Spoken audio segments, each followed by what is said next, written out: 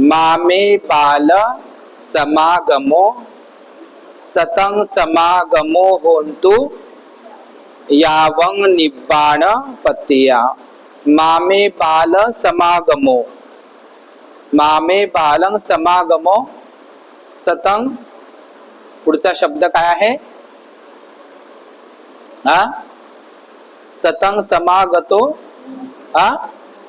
यावं निब्बाण पत्या।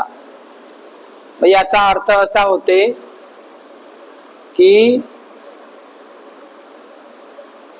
बालबुद्धी जे लोक आहे, बाल समागमो, मामे बाल समागमो, जे बालबुद्धी वाले लोक आहे, जे मूर्ख मनुष्य आहे, या मूर्ख मनुष्याशी माझी कधीही संगती मैत्री न घडो। जोपर्यंत मला निब्बाणाचा याच जन्मी, या निब्बाण परम सुखाचा जोपर्यंत मला साक्षात्कार होत नाही, लाभ होत नाही, तोपर्यंत मूर्खाची संगती मला न घडो, मूर्खाची संगती मला न घडो। सतं समागमो होन्तु यावं निब्बाण पत्या, म्हणजे मला सतसंग, मला पंडित जनाची, सज्जनांची संगती घडावी। महामंगल सूत्रामध्ये सुद्धा तेच सांगितलं आहे तथागत बुद्धाने, असेवनाच बालानं पंडितानंच सेवना, पूजाच पूजनीयान येतं मंगलं उत्तमं। याचा अर्थ असेवनाच बालानं, आपण सेवन हा शब्द ऐकतो, आहे का नाही? सेवन, सेवन म्हणजे काय? दारूचे सेवन, आहे का नाही? गांजाचे सेवन, आहे का नाही? म्हणजे सेवन आपण व्यसनाच्या संदर्भात वापरतो, परंतु भगवान बुद्धाने या ठिकाणी असेवनाच बालानं, जे मूर्ख लोक आहे, या मूर्ख लोकांच्या संगतीपासून मनुष्यानं नेहमी दूर राहावं, म्हणजे मूर्खाची संगती करू नये।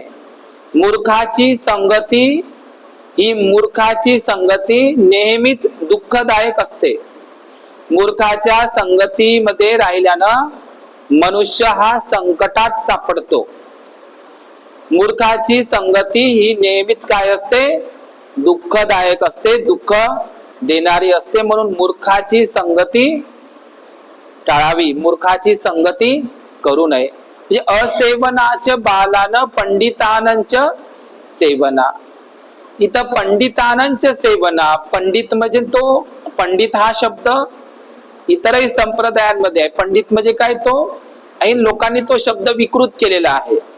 पंडित कोणाला म्हणतात? आता वर्तमान याच्यामध्ये जो पूजा वगैरे, कर्मकांड वगैरे, तो मंदिरा वगैरे असा घंटा घडियाल वगैरे वाजवतं का नाही, त्याला पंडित म्हणतात लोक। जो हिंदू बांधवांच्या लग्न समारंभामध्ये वगैरे असतो, जे काही विधी कार्य उरकवतो, आहे की नाही, किंवा मंदिरामध्ये राहणारा, वास्तव्य करणारा लोक, त्याला पंडित म्हणतात, आहे की नाही? आपण पाहिलं की पंडित जवाहरलाल, आहे की नाही? तर पंडित शब्द हा मूळचा पाली आहे। पंडित शब्द म्हणजे आजचा पुरोहित नाही, आजचा पुजारी नाही, पूजा अर्चा करणारा, मंदिरात राहणारा, मंदिरात मुक्काम करणारा, तो पंडित नाही म्हटलाय। पंडित हा शब्द पाली आहे। पंडित शब्द कसा आहे? पाली भाषेतील शब्द आहे। पंडितानंच सेवना, पंडितानंच सेवना म्हणजे पंडित म्हणजे विद्वान, श्रेष्ठ, सदाचारी, शीलवान, अशा पंडित जनांच्या, जे सुज्ञ आहे, विद्वान आहे, प्रज्ञावान आहे, शीलवान आहे, तर्कवादी आहे, बुद्धिवादी आहे, अशा लोकांसोबत, विवेकवादी आहे, बुद्धी प्रामाण्यवादी आहे, तर अशा विद्वान, अशा पंडित लोकांची काय असावी? संगत असावी। आपली संगत मूर्खाशी असू नये, आपली संगत पंडिताशी असावी। पंडिताशी म्हणण्यापेक्षा मी आणखी तुम्हाला सोप्या भाषेत सांगतो, दुर्जनापासून दूर राहा आणि सज्जनाची संगती करा। बुद्ध नेहमी सांगतात आपल्याला की या 38 मंगलामध्ये, महामंगल सूत्रातल्या 38 मंगलापैकीच मनुष्याचं मंगल कशामध्ये आहे? मनुष्याचं मंगल म्हणजे मंगल म्हणजे काय तर मनुष्याचं भलं चांगलं कल्याण कशामध्ये आहे, त्याचं हित आणि सुख कशामध्ये आहे, तर ते मूर्ख लोकांपासून त्यानं नेहमी, दुर्जन व्यक्तीपासून, मूर्ख व्यक्तीपासून त्यानं सदैव दूर राहावं आणि पंडित जनाची, सज्जनाची काय करावी, संगती धरावी. आपलं उठणं, आपलं बसणं, आपला व्यवहार सकाळपासून तर संध्याकाळपर्यंत आपल्या दिवसभराच्या दिनचर्येमध्ये मी कुण्या स्त्री सोबत, कुण्या पुरुषासोबत राहत आहो किंवा राहत आहे याचा प्रत्येकाने विचार केला पाहिजे. म्हणून संत कबीरांनी सुद्धा सांगितलेलं आहे, सतसंग तारे कुसंग बोरे.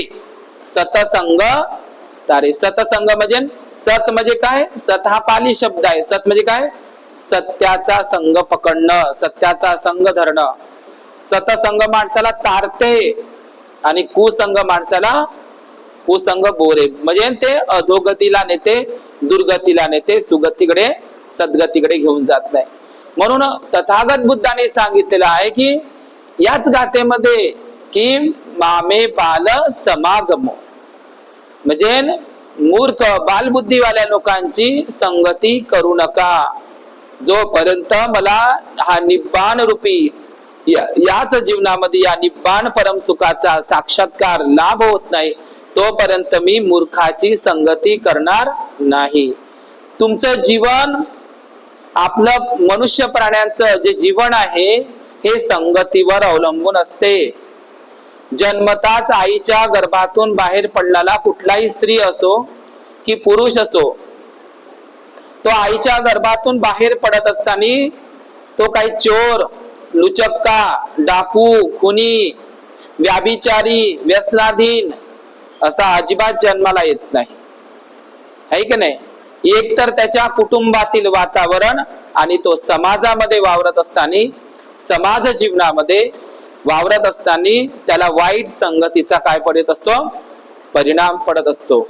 वाईट संगत म्हणजे काय, वाईट लोकांचे जे विचार आहे त्यांच्या मनावर ते अधिपत्य करतात आणि तेच घनीभूत संस्कार म्हणून ते संस्कार निघायला वेळ लागते. म्हणून असं म्हटलं जातं की एखादी ओली काडी जर तुम्ही वाकवण्याचा प्रयत्न केला तर ती ओली काडी वाकेल, परंतु मात्र तीच काडी सुकलेली असेल, वाळलेली असेल, तुम्ही तिला वाकविण्याचा प्रयत्न करत असाल तर ती काडी वाकणार नाही. त्याच्या प्रयत्नामध्ये ती काडी वाकवण्याच्या प्रयत्नामध्ये ती काडी वाकणार नाही, ती तुटणार. म्हणून योग्य वयामध्ये ओल्या मातीला आकार म्हणत असतो आपण.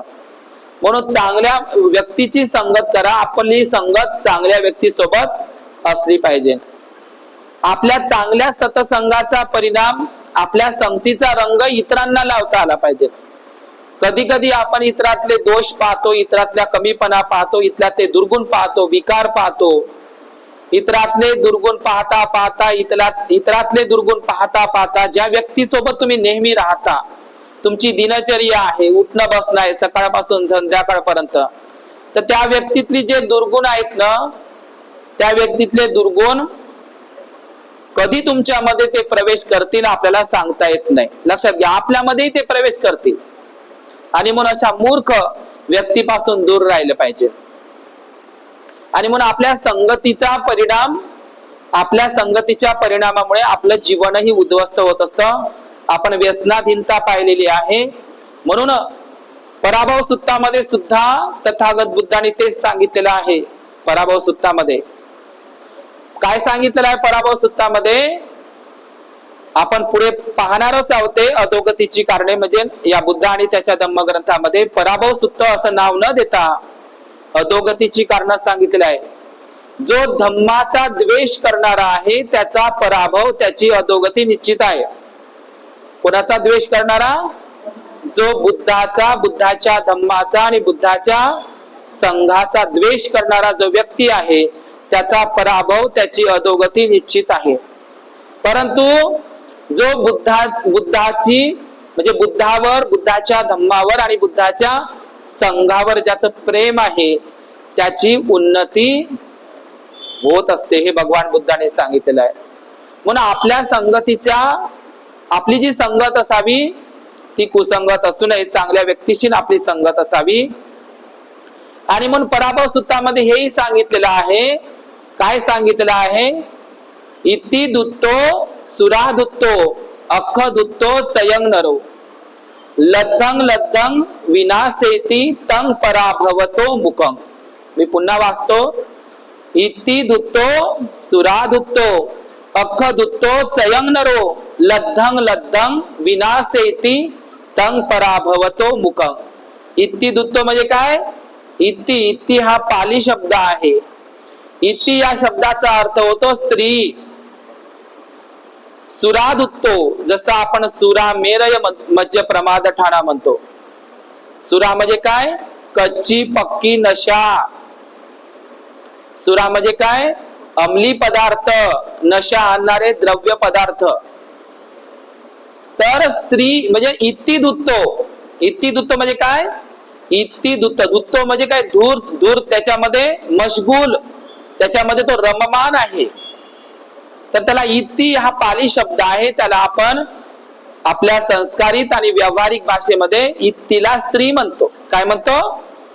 स्त्री म्हणतो. दुसरा शब्द आहे सुराधुत्तो. सुराधुत्तो, सुरा म्हणजे काय होते? दारू.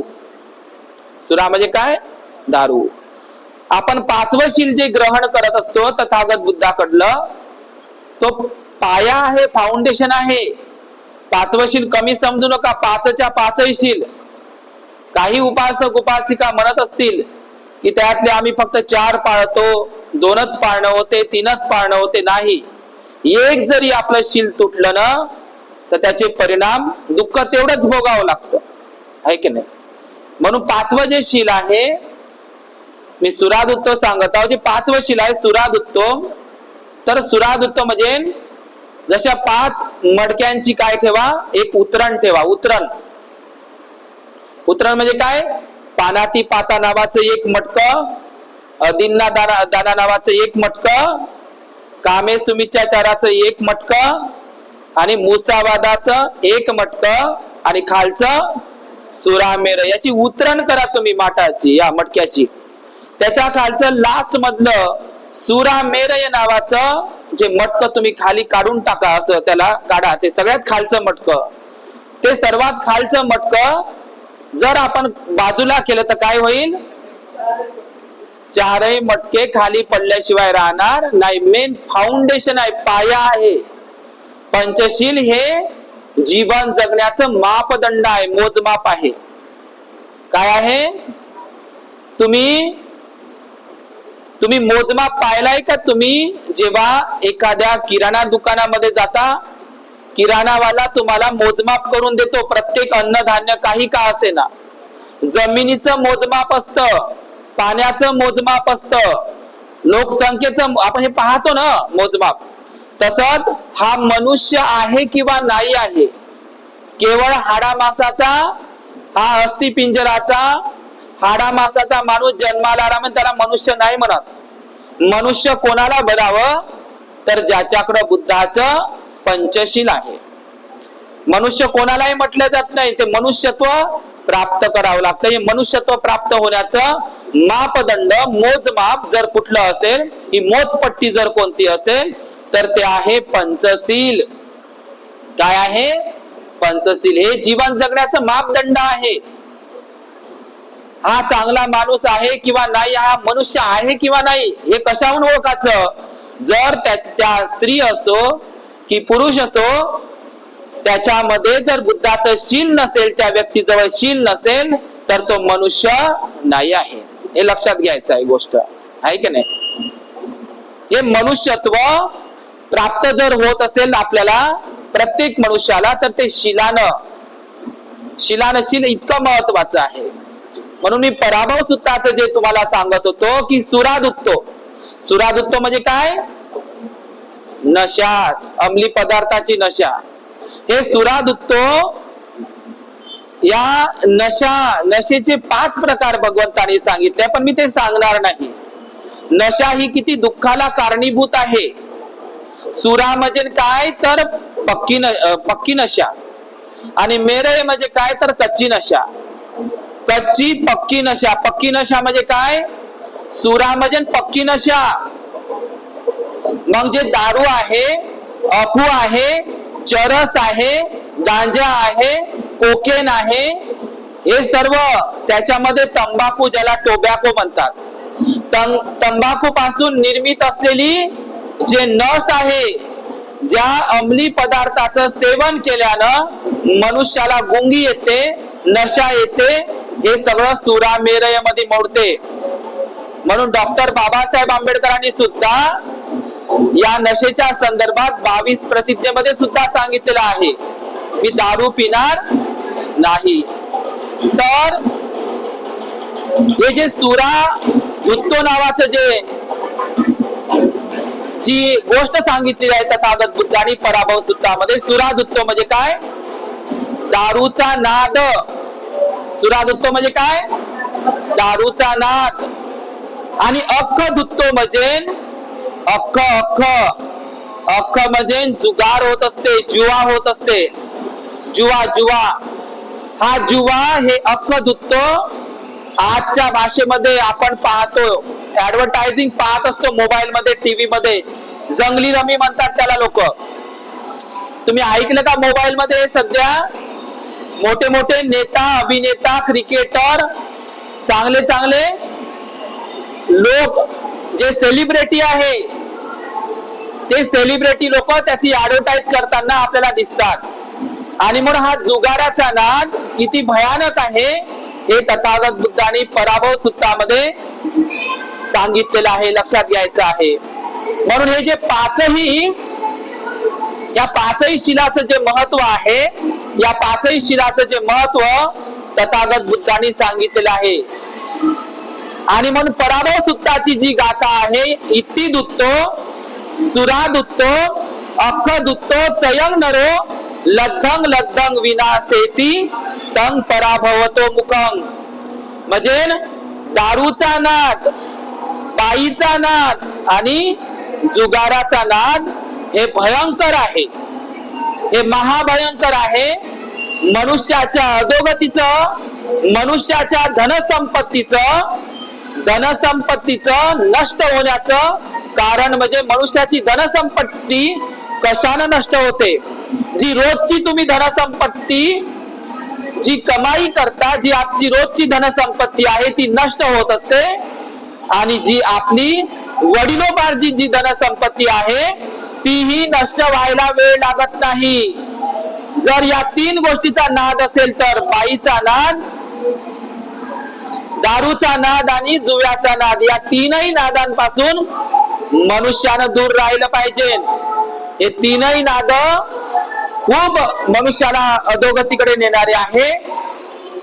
आणि म्हणून हे जे तीनही नाद आहे, बाईचा नाद, दारूचा नाद आणि जुगाराचा नाद, हे जे तीनही नाद आहे हे आपल्याला कुसंगतीतून मिळत असते. कुसंगत म्हणजे काय? वाईट मित्रांची संगत, किंवा स्त्री असेल तर स्त्रीनं वाईट स्त्रीची संगत करू नये. या तीनही संगती आपल्याला आई वडील नाही सांगत, आई वडिलाकडून प्राप्त होत नाही. तर ही वाईट मित्रांपासून या तीनही संगती आपल्यामध्ये कधी प्रवेश करतात हे आपल्याला माहित नाही, हे आपल्याला माहित नाही. आणि हे दारूचं जे व्यसन आहे, हे दारूचं जे व्यसन आहे माणसाला किती भयावह आहे. म्हणून तथागत बुद्धांनी ते 5व्या शिलामध्ये दिलेलं आहे, अत्यंत महत्वाचं आहे. 5व्या शिलामध्ये आपण बुद्ध आणि त्याच्या धम्मग्रंथामध्ये जर बघितलं, यश नावाचा भिक्खू, जो वाराणसीच्या श्रेष्ठीचा मुलगा यश, त्यांना स्त्रियांना नाचवण्याचं, मनोरंजनासाठी, करमणुकीसाठी त्याला अनेक पत्न्या होत्या. यशला, सुजाताचा मुलगा यश, त्याला बहुपत्न्या असून सुद्धा मनोरंजनासाठी, आपल्या करमणुकीसाठी त्यानं अनेक स्त्रिया ठेवलेल्या होत्या.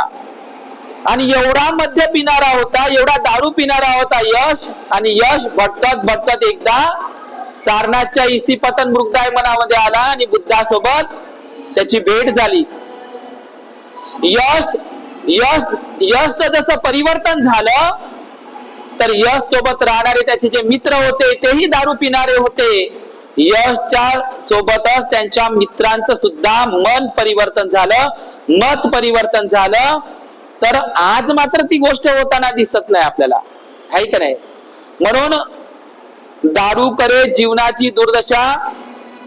आणि या दारूच्या व्यसनांपासून, दारूचं जे व्यसन आहे ते बहुसंख्याक प्रमाणे आपल्या समाजामध्ये दिसतं, हो किंवा नाही? आणि दारूचे व्यवसाय आपल्या समाजामध्ये दिसतं. दारूची दुकानं असो, दारूचे म्हणजे कोणत्याही गोष्टी असो, म्हणजे दारू बरोबर मग कलहही आला, दारू बरोबर मग भांडणं आली, दारू बरोबर मग चोरी आली, दारू बरोबर मग काय आलं? दारू बरोबर खून सुद्धा आलेला आहे, खूनही आलेला आहे. म्हणून पराभव सूत्रामध्ये भगवान बुद्धाने सांगितलं आहे, काय सांगितलं आहे? या दारू पायी, या बाई पायी आणि या जुव्या पायी मनुष्य जो जो मिळेल ते ते घालवितो, हे त्याच्या पराभवाचं कारण होय. म्हणजे बाईचा नाद, दारूचा नाद आणि जुव्याचा नाद पूर्ण करण्यासाठी मनुष्य जे जे मिळेल ते ते घालवितो. म्हणजे आपल्या घरामध्ये तुम्ही पाहिलं असेल, जुने लोक आपल्या घरातले पैसे चोरत होते, स्वतःच्या घरातले. मी तर माझ्या ऐकण्यात हेही गोष्ट ऐकली की स्वतःच्या बायकोचं लुगडं विकून जुवा खेळणारे लोक होते. घरातील डबे विकून, घरातले अन्नधान्य विकून, बाईच्या गळ्यातलं मंगळसूत्र विकून. समजलं का तुम्हाला? म्हणजे घरातल्या जे जे काही वस्तू असेल, भांडी कुंडी असेल, धान्य असेल, बायकोचं लुगडं का असे ना प्रसंगी, घरातल्या कुठल्या ज्या काही वस्तू का असे ना, जे जे मिळेल ते ते घालवितो, ते त्याच्या पराभवाचे कारण. पहा, भगवान बुद्धांनी 2500 वर्षापूर्वी सांगितलं आहे मनुष्याच्या पराभवाचं कारण काय आहे. मनुष्याच्या पराभवाचं कारण आहे जे जे मिळेल ते ते घालवितो. आजही आपण पाहतो, जो एखादा माणूस दारू पिणारा आहे, अति दारूच्या आहारी गेलेला आहे, जुगार खेळणारा आहे, किंवा ज्याला बाईचा नाद आहे, जो वेश्यागमन करतो, परस्त्री गमन करतो, अनैतिक संबंध करतो, कुठल्या बाईवर, एखादी परस्त्री सोबत संबंध ठेवत असताना किंवा वेश्यागमन करत असताना स्त्रीवर पैसा उधळावा लागतो, फुकट नाही मिळत. पण आपल्या पत्नीचा डोळा चुकवून परनारी गमन करणं किंवा वेश्यागमन करणं किंवा अनैतिक संबंध करणं, हे सुद्धा काय आहे? पराभवाचं, अधोगतीचं कारण आहे. म्हणून स्त्री असो का पुरुष असो, स्त्रीनं सुद्धा आपल्या पतीमध्ये संतोष बाळगून, आपल्या पतीशी एकनिष्ठ राहून, स्त्रीनं आपण या सुगतीकडे आणि सद्गतीकडे कसं जाता येईल या संदर्भात आपण विचार केला पाहिजे. म्हणून या ज्या इति दुत्तो, सुरा दुत्तो, अक्क दुत्तो, चयंगनरो, लद्दंग लद्दंग विनाशेती तंग पराभवतो मुकंग. लद्दंग लद्दंग म्हणजे हळूहळू हळू काय होते? त्याच्या धनाची धन नष्ट होत असते, लक्षात घ्या. आणि म्हणून वाईट मित्राची संगत किती बुरी आहे हे तथागत बुद्धांनी या अधोगतीची कारण या पराभव सूत्रामध्ये सांगितलेले आहे. खरा मित्र तोच आहे. खरा मित्राची लक्षणही बुद्धाने सांगितलेली आहे. आपण ऐकलंय, उदाईने सुद्धा तेच म्हटलेलं आहे. खरा मित्र काय असतो? खरा मित्र हाजी आजी करणारा, बोल घेवडा नाही. हाजी आजी म्हणजे काय? आपली तोंड पूजा करणारा, तोंड स्तुती करणारा. तोंड स्तुती म्हणजे काय? केवळ तोंडावर स्तुती करणारा.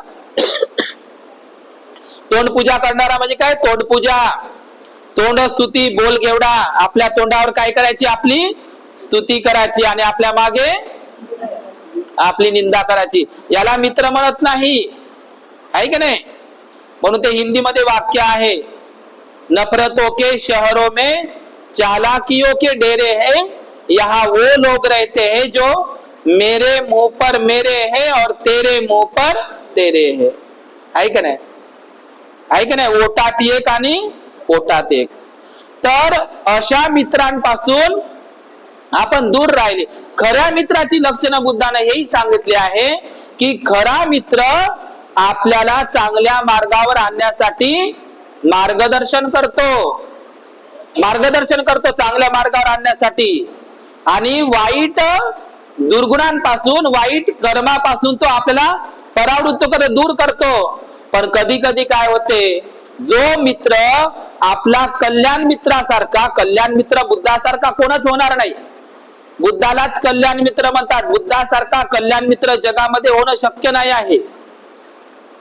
तर आपण एखादा जर आपला मित्र असेल जो आपल्याला, आपण वाट चुकलो असेल, वाईट मार्गाच्या दिशेने आपली पावलं वळत असेल, तर आपला मित्र आपल्याला परावृत्त करतो, हे चांगलं नाही, हे वाईट आहे, तर त्यालाच आपण काय मानतो, शत्रू मानतो. आहे का नाही असं?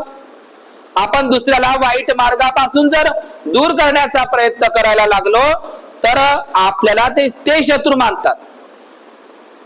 आणि मित्र कोणाला मानतात? जे आपली केवळ तोंडपूजा करतात, तोंड स्तुती करतात, तर अशांना आपण चांगलं मानतो. म्हणून चांगला मित्र कोण आणि वाईट कोण मित्र याच्यामध्ये फरक केली पाहिजे. समजलं का?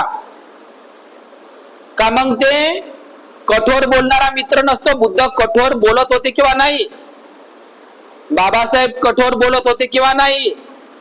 ज्यानं मिलिंद प्रश्न ग्रंथ वाचला असेल त्यांना लक्षात घ्यायचं आहे. किंवा ज्यांनी आल्वक सुत्त वाचा, तुम्ही काय म्हणते आल्वक सुत्तामध्ये, हे श्रमण गौतमा आत या, हे श्रमण गौतमा चालते वा, हे श्रमण गौतमा दुसऱ्यांदा आल्वक म्हणते है ना, यक्ष आल्वक, हे श्रमण गौतमा आत या, आणि हे श्रमण गौतमा चालते वा तिसऱ्यांदा मध्ये, हे श्रमण गौतमा आत या, हे श्रमण गौतमा चालते वा, आणि चौथ्यांदा काय म्हणते, हे श्रमण गौतमा आत या माझ्या घरात, आणि हे श्रमण गौतमा चालते वा. तर बुद्ध काय म्हणते चौथ्यांदा, आता तुझ्याच्यानं जे होते ते करून घे. तर काय म्हणते यक्ष आल्वक, तुमचे असे असे घर फिरवीन तुम्हाला आणि समुद्राच्या पलीकडं फेकून देईन, असं घर फिरवून. कोणाला म्हणते? बुद्धाला म्हणत आहे. तर बुद्ध माहित आहे का काय म्हणते, तुझ्याच्यानं जे होते ते करून घे, तुला जे काय करायचं आहे मला ते तू करून घे. आपण सुनक कथाचं वाक्य ऐकलं तर बुद्धानं सुनक कथाला हे मूर्ख सुनक कथा असं म्हटलेलं आहे. म्हणून बुद्धाला अनेक लोकांमध्ये प्रश्न असते, काय बुद्ध कठोर भाषी होते? एकदा आपण मिलिंद प्रश्नामध्ये जर वाचलं, अश्वजितला आणि महामोगलायन सारीपुत्तला भर धर्म परिषदेमधून, भर भिक्खू संघाच्या धम्मदेशनेमधून त्यांचा कठोर, म्हणजे बुद्धाने त्यांना धम्म परिषदेतून बाहेर काढलं. समजलं का? बुद्धाचा राग आपण जर असा विचार केला, काय बुद्ध कठोर भाषी होते? प्रसंगी ते कठोर भाषी होते. बाबासाहेब कठोर भाषी होते का नाही? असा कुत्र्या मांजराचा, असा गुलामीचा फालतूचा जन्म घेण्यापेक्षा आईच्या पोटातच काऊन नाही मेले रे? कोण म्हणत होते असं? बाबासाहेब. मग काय तुम्ही बाबासाहेबांना वाईट म्हणान का? बाबासाहेब एका ठिकाणी असं म्हणतात की असं शेणातल्या किड्यासारखं जीवन जगण्यापेक्षा, बाबासाहेब टोचून बोलत होते.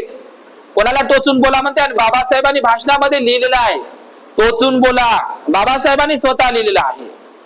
काय लिहिलं आहे? बाबासाहेबांनी टोचून बोला. जे लोक धम्माचा प्रचार आणि प्रसार करतात किंवा जे लोक सतत समाजाचं काम करत असतात त्या लोकांना बाबासाहेब म्हणते, त्या लोकांना सांगितलेलं आहे की जे लोक शिकले सवरले, आपल्या बायकोच्या साडीमध्ये, आपल्या माडीमध्ये आणि आपल्या आलिशान गाडीमध्ये जे लोक मशगूल झालेले आहे आणि जे लोक बाबासाहेबांना बेईमान झालेले आहे, आपलं घर बरं आणि आपलं दार बरं, माझी मुलं बरे, माझी मुली बरा, म्हणजे आपल्या कुटुंबाकडेच लक्ष देतो, केवळ आपल्या कुटुंबाचंच हित साधतो, समाजाशी काही घेणं देणं ठेवत नाही, तर अशा लोकांना टोचून बोला म्हणते.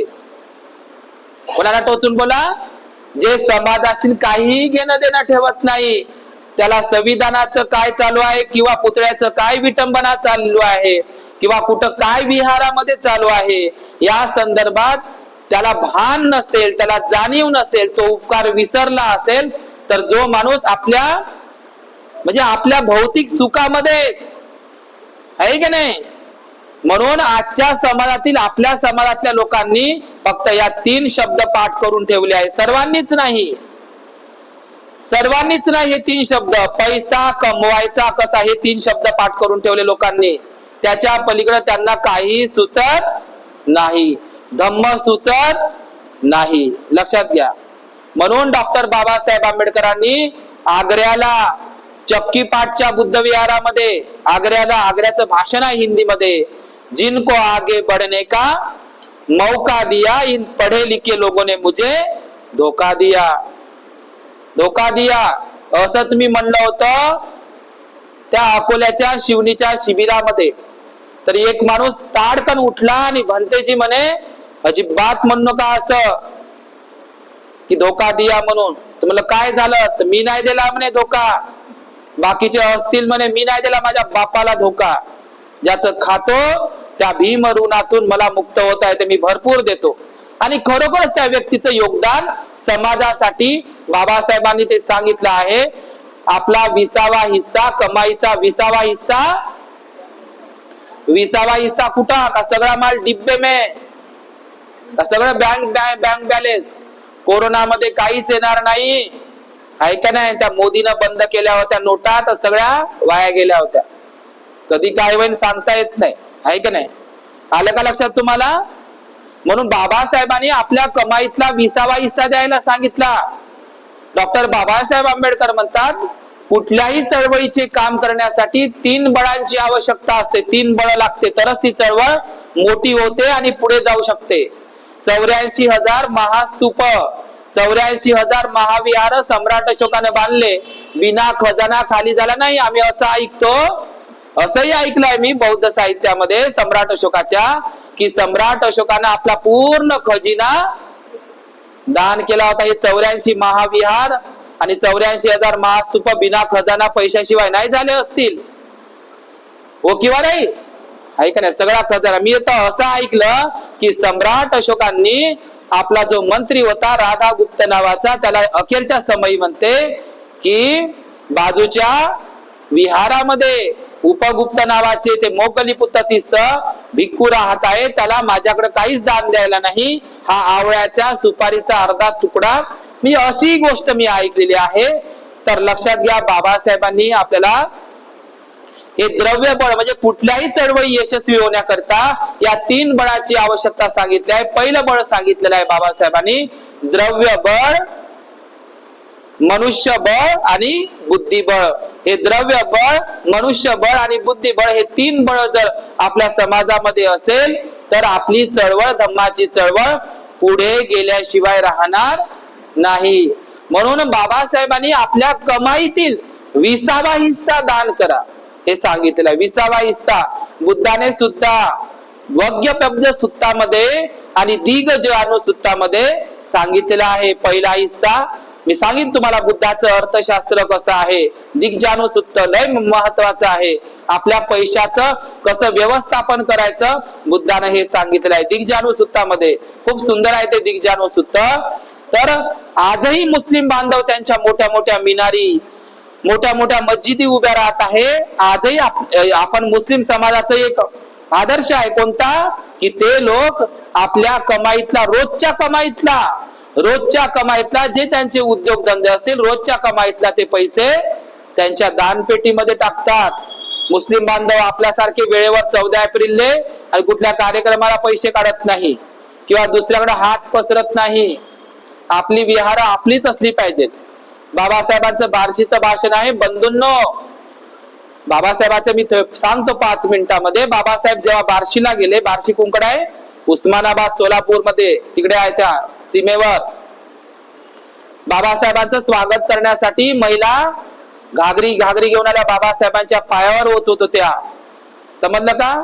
इतकं सुंदर भाषण आहे. बाबासाहेब काय म्हणतात त्या बार्शीच्या सोलापूरच्या भाषणामध्ये, बंधूंनो आपला संसार आपल्यालाच उभा करायचा आहे. बाबासाहेबांचे वाक्य आहे द रायटिंग स्पीचेस मधले.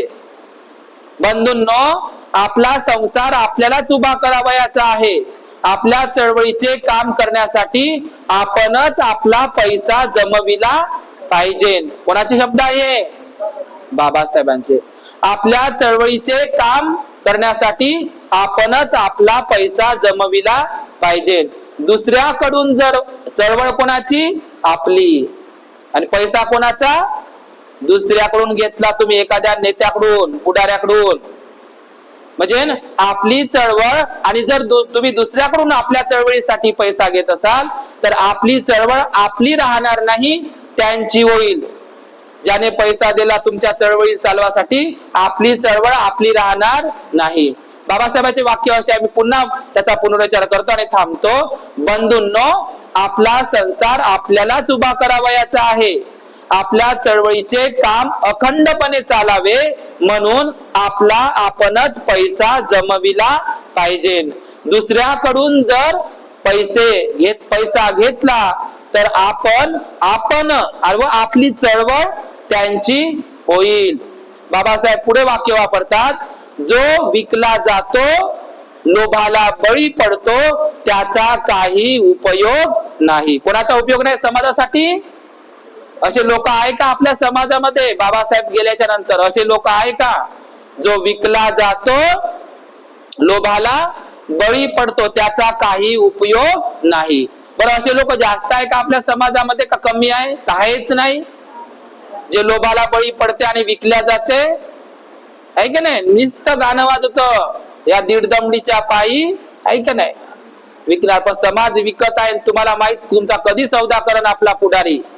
मग ते रमेश तेटे साहेबांनी गाणं लिहिलंय, कोणतं? स्वार्थ टपकला आणि पुढारी भटकला, पहिले भरतात आपले घर गा.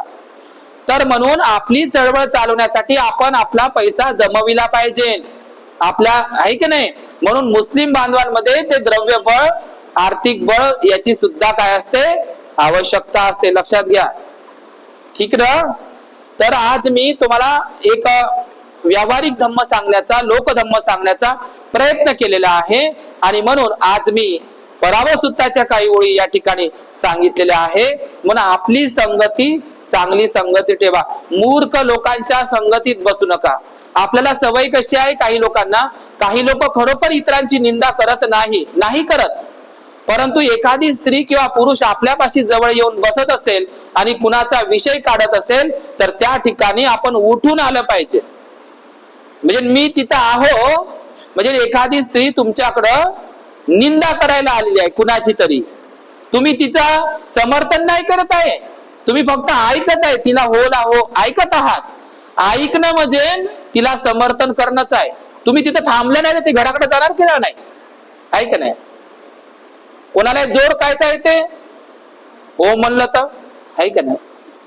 म्हणून आपण मूर्खांच्या संगतीपासून राहायचं नाही. आणि लक्षात घ्या, बुद्ध म्हणतात, ज्याची निंदा झाली नाही असा मनुष्य जगात शोधून सापडणार. जो जन्माला येतो त्याची निंदा होणारच. म्हणून निंदा झालीच नाही असा मनुष्य शोधून सापडणार नाही. जो जन्म घेईल त्याची निंदा होणार, म्हणजे होणार हे पक्का आहे. समजलं का? म्हणून माझं म्हणणं एवढंच आहे तुम्हाला की आपण मूर्ख लोकांच्या संगतीपासून सदैव स्वतःला दूर केलं पाहिजे. बुद्ध तर एका ठिकाणी असंही म्हणतात, बुद्ध आणि धम्मामध्ये, जर तुम्हाला तुमच्या मनासारखा सोबती मित्र मिळाला नाही तर एकट्यानं मार्गक्रमण करा. म्हणजे तुमच्या मनासारखी सोबतीन किंवा मनासारखा सोबती मिळाला नाही, मित्र मिळाला नाही, किंवा स्त्रिया असेल तर मनासारखी मैत्रीण मिळाली नाही, मनासारखा मित्र किंवा मनासारखी मैत्रीण मिळाली नाही तर एकटं राहणं पसंत करा, एकट्यानं राहणं पसंत करा. पण मूर्खाची संगती करू नका. मूर्खाची संगती नेहमीच माणसाला संकटात टाकते, दुःखात टाकते. तुम्ही लहानपणी काने ऐकली असन, 2 मित्र जंगलात जातात आणि एक मित्र त्याला झाडावर चढता येते, सांगण्याची काही गरज नाही. एकाला झाडावर चढता येते आणि दुसऱ्याला चढता येत नाही, पण तो प्रज्ञावान राहते थोडसा, है का नाही? तो बरं झाडावरती चढतो आणि मग तो खाली श्वास रोखून झोपतो. आस्वल देते त्या कानापाशी. आता ती कहाणी आहे, केवळ बौद्ध कथा. तुम्ही ऐकली असेल. आस्वल काय म्हणते? आस्वल समजलं ना? काय म्हणते? चांगल्या मित्राची संगत कर. हा, या आजपासून या मित्रासोबत तू राहू नको. आता आस्वल तशी काय कानामध्ये उंगा घेते का? नाही करत. मग तुम्हाला झाडावरून उतरते, आस्वल निघून जाते बिचारी.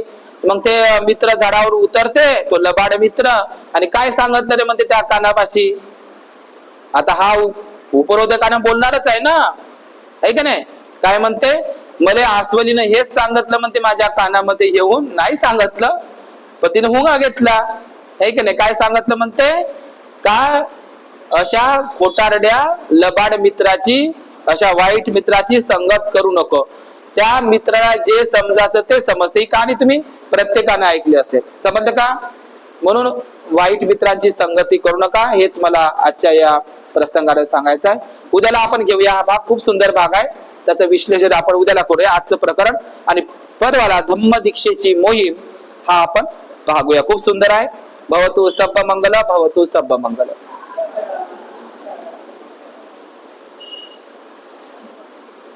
डीजे आला मधामध्ये.